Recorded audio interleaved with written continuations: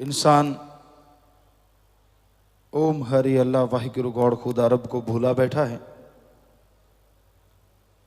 उसको भूलने से इंसान के अंदर गम, दुख, दर्द, चिंता, परेशानियां बढ़ती जाती हैं और इंसान आत्मिक कमजोरी की वजह से हमेशा दुखी परेशान रहने लगता है। जिनके अंदर आत्मिक कमजोरी होती है, कोई भी बात उन्हें सहन नहीं हो पाती। बात बात पे तुनक मजाज, बात बात पे गुस्सा करना आम बात हो जाती है। राम नाम ही एक ताकत है। ओम हरि अल्लाह वाहिगुरु गॉड खुदा रब लाखों करोड़ों नाम है जिसका जाप करने से इंसान के अंदर आत्म बल आता है, आत्मविश्वास आता है, जिसके द्वारा वो बड़े से बड़े काम में भी कभी परेशान नहीं होता। बड़ा सा बड़ा दुख भी आता है तो भी हंसी खेल में उसे निपट लेता है, उसे सह लेता है। और जब आत्मिक कमजोरी आ जाती है, लोग बेवजह भी उलझे रहते हैं, बिना वजह लड़ते रहते हैं। तो आत्मबल, रूहानी शक्ति हासिल करने के लिए सत्संग ही एक जगह है। यहां एक अल्लाह वाहिगुरु गॉड खुदा रब का नाम लिया जाता हो, एक मालिक की चर्चा होती हो, इंसान वहां आके बैठे तो उससे पता चलता है कि सब कुछ उसके अंदर है, फिर भी वो कंगाल है। सब कुछ है अंदर, मालिक ने सब कुछ भरा है। जो ब्रह्मंडे सो पिंडे, जो खोजे सो पावे। ये भक्त पीपा हुए झालावाड़ भीलवाड़ा साइड में, महाराज पीपा थे। बाद में भक्त बन गए, रविदास जी से उन्होंने नाम लिया, भक्ति की, तो उनका नाम भक्त पीपा हुआ। कि जो ब्रह्मंड में है वो शरीर में है, जो ब्रह्मंडे सो पिंडे, वो शरीर में है, जो खोजे सो पावे। सब कुछ है शरीर के अंदर, लेकिन जो खोजे सो पावे, जो राम का नाम जपेगा, जो ओम हरि अल्लाह मालिक की भक्ति इबादत करेगा, वही सब कुछ हासिल कर सकता है, उसे ही सब कुछ मिलता है। वरना लोग जैसे आते हैं वैसे ही वापस चले जाते हैं, खाली हाथ आए खाली हाथ लौट जाते हैं।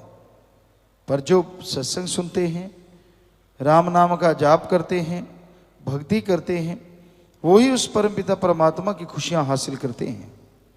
उन्हीं को मालिक की कृपा दृष्टि होती है और वो मालिक की रहमो करम को हासिल करके तमाम खुशियां पाके इस कलयुग में भी, इस मृत्यु लोक में भी परमानंद की प्राप्ति कर लिया करते हैं। वो इंसान कितना सुखी होगा जो बेगम है, जिसे किसी चीज का कोई गम नहीं, कोई चिंता नहीं, यानी कोई टेंशन नहीं, कोई बीमारी नहीं, कोई गलत सोच नहीं। उससे सुखी इंसान कोई और हो ही नहीं सकता।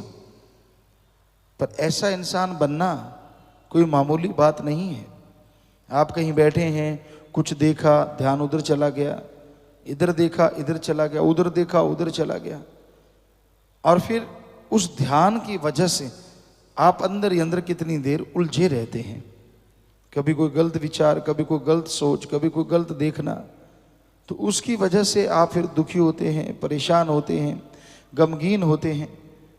तो भाई ये अति जरूरी है कि आप अपने अंदर बाहर जो भी आपके अंदर आप देख पाएं, उससे आपको सुकून मिले, चैन मिले। उसके लिए आत्मबल के अलावा और कोई तरीका नहीं। जब आत्मबल बढ़ेगा, आत्मविश्वास बढ़ेगा, तभी मालिक की कृपा दृष्टि होगी, तभी आपका अंदर इतना मजबूत होगा कि आप दुनिया में रहते हुए कमल की तरह, कीचड़ में रहते हुए भी कीचड़ का असर आपके ऊपर नहीं होगा। कमल कीचड़ में रहता है, कितनी सुंदर उसकी आभा होती है, कितना खूबसूरत होता है वो, दूर से ही अट्रैक्शन पैदा करता है, आकर्षित कर लेता है। उसी तरह मालिक के जो प्यारे होते हैं, वो दुनिया में रहते, गंदगी बुरे काम करने वाले आसपास रहते हैं, लेकिन वो राम नाम से इतने निखर जाते हैं कि उनके अंदर सुरूर और चेहरे पे नूर की आभा जबरदस्त होती है। कबीर जी ने एक जगह कुटिया बनाई तो पास ही आके कसाई ने अपना कमरा बना लिया। कबीर जी उठा करें, रोज बकरे काटता, वो छतरे काटता, वो मिनमिनाते, दर्द होता, बड़े परेशान होते कबीर जी।